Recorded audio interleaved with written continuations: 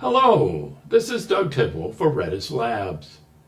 In this video, we'll take a look at serverless computing with Redis Enterprise Cloud and AWS Lambda. The traditional model for serverless computing is to set up a function with a trigger and an event stream. When a particular event happens, it triggers the serverless environment to run the function.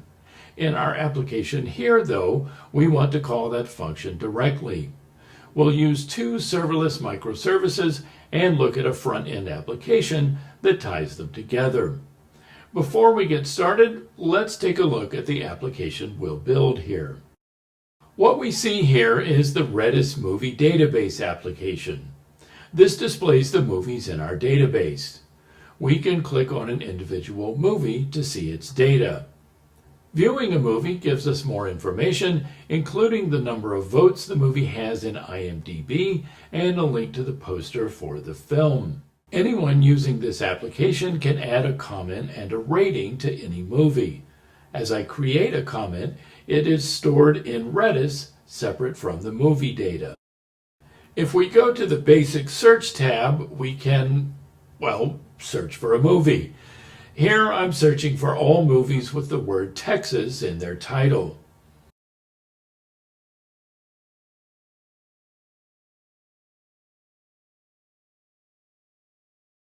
There are also several sample queries that show you how to do more sophisticated things, such as find all movies from the year 2000. Things get really interesting on the Faceted Search tab. The UI lets us change the parameters of the query, and the results refresh instantly as those parameters change. Faceted searches are incredibly powerful. That's enough talking about what we're going to do. Let's go to the code. There are several things we need to go through this exercise and build our own movie database app. The first is a Redis Enterprise Cloud account. If you don't have one already, visit redislabs.com/modules/get-started to get started. When you create a new database in your account, be sure to install the RediSearch module. This application won't work without it. You'll of course need to have the Redis command line tools installed as well. The second thing you'll need is an AWS account. Our topic here is using AWS Lambda after all, so you'll need an account to host your serverless functions. Also be sure to install the AWS command line tools. With the command line tools installed, run AWS configure to set up your credentials. You'll enter your key and secret and select a default region for the code you'll deploy in a few minutes. Beyond that, you'll need to install the latest, or at least recent versions of Node and NPM, as well as Python 3.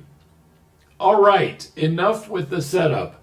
Get started by cloning or forking the repo at the URL on your screen. There are 3 directories in that repo, one for the movie database microservice, one for the comments database microservice, and one for the front-end application that ties everything together. Building and deploying the 2 back-end microservices are what we'll focus on first. If we're going to have an application that serves up data about movies, we're going to need some data about movies. Switch to the movies list microservice directory. The file importmovies.redis contains hset commands to create a hash for each movie, along with ft.create commands to create indexes for RediSearch. To import the data, you'll need the host, port, and password for the Redis database hosted in your Redis Enterprise Cloud account. First, set the Redis CLI auth environment variable to whatever your Redis database password is. Redis CLI uses that variable for authentication. Next, type the horribly long command you see here. This tells Redis CLI to use your database's URL and port to process the commands in the file.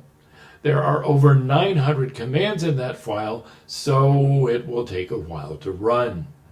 With your database set up, it's time to install and run the different pieces of the application.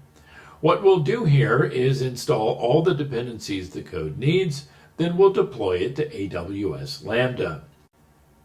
Each microservice needs credentials to run as you'd expect. There's a file called serverless.yaml in the movies list microservice directory.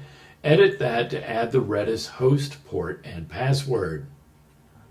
We'll use the open source serverless project to work with this microservice. We'll install it with npm. If this is the first time you've used the serverless framework, you'll also need to run serverless plugin install --name serverless-webpack, then use the same command to install serverless-offline. If you'd like to know more about the project, visit serverless.com. Now run serverless config credentials to define the provider, that's AWS, along with the key and secret for your AWS account. The movie list microservice is a node app, so type npm install to install its dependencies. Now simply type serverless deploy to deploy the service to AWS Lambda. The display here lists the endpoints of the service itself. Save this URL. You'll need it later when we work with the front-end application. To see your deployed service, go to the AWS console and open the API gateway. You should see the service you just deployed. Click on its name. Here we see the REST endpoints for our microservice. Click the GET method of the ID endpoint. Now type a number and click the test button. I used the number 1 here, but any number under 900 will probably work. Worst case, the ID doesn't exist and you get empty results. If you'd like to take a closer look at the code, and we certainly encourage that, package.json calls for the Redis, RediSearch, and AWS Lambda packages. Serverless.yaml defines the REST API. From there, handler.ts handles the REST requests as they come in and routes them to searchservice.ts. It's pretty straightforward. The real strength of the code, of course, comes from the flexible and powerful query language RediSearch provides. Our database of movies can now be served up by a microservice implemented as a serverless function in AWS Lambda. That's one microservice down and one to go. We'll move on to the comments microservice next. Switch to the movie comments microservices directory. This service is written in Python with the Chalice framework from AWS. Chalice makes it easy to create serverless functions and deploy them to AWS Lambda. Set a context with Python 3-mvenv chalice-env. Then set the source directory as chalice-env/bin/activate. Now run pip install -r requirements.txt. This is similar to an npm install in that it sets up all the requirements for our microservice. Edit the file .chalice/config.json to include your Redis database's host, port, and password. With all of your credentials defined, type chalice deploy to push your code to AWS. Save this endpoint as well. You'll need it in just a minute. If you go back to the API gateway screen, you'll see your second service in the list. As with the first one, you can drill down into its API and test the REST endpoints if you want, but there's no data in the comments database yet. If you'd like to take a quick look at the internals of the comments microservice, it's structured much like our first one. Requirements.txt defines the libraries our code needs. Those are Redis, RediSearch, and the Chalice library to work with Lambda. Config.json has the credentials our code needs to access our Redis database.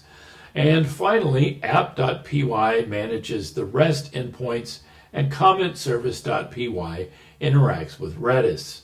Let's take a deep cleansing breath before we move on. We've configured and deployed the 2 microservices our application needs. As a final step, we'll deploy our front-end application. To get started, switch to the front-end directory. Type npm install to set up the dependencies for the application. Now we need to define the endpoints of our 2 microservices. Those are in the file .env.development. Paste in the endpoints of the 2 services, and everything should be all set. And now the moment you've been waiting for, deploying the application that ties everything together. Type npm run serve. You'll see the URL of the application in the console. It's localhost port 8084. Open that URL in your browser and you'll see this lovely display. You can go through all of the examples we ran through earlier. Congratulations! We've accomplished a lot here. We packaged and deployed 2 microservices to AWS Lambda, and we configured a front-end application that ties them together. This is a great illustration of how to use the power of serverless microservices with Redis and the RediSearch module. As always, we'd love to hear your comments and suggestions, and even better, PRs against the application if you decided to fork the repo. Thanks so much for following along. For Redis Labs, this is Doug Tidwell. Cheers.